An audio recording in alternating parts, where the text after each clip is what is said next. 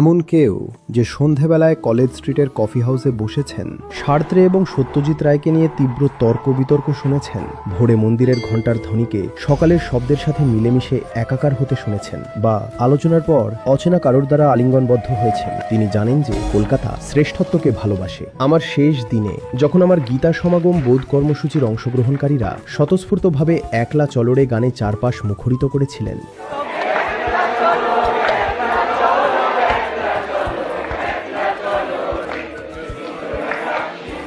এবং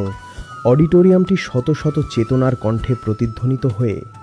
এক অখণ্ড মুক্তির দাবি করছিল, আমি নিজেকে সেই মুহূর্তের মধ্যে বিলীন হতে দেখেছিলাম। বাংলার মেধাবী যুব সমাজ যদি এখন তাদের নিজস্বতা ফিরে পায়, তবে তা তাদের সম্মিলিত সংস্কৃতিকে অস্বীকার করে হবে না, বরং তাতে একটি নতুন অধ্যায় যুক্ত করে হবে, যা কোনো মতাদর্শের ছায়ায় নয়, বরং প্রত্যক্ষ দর্শনের আলোয় লেখা।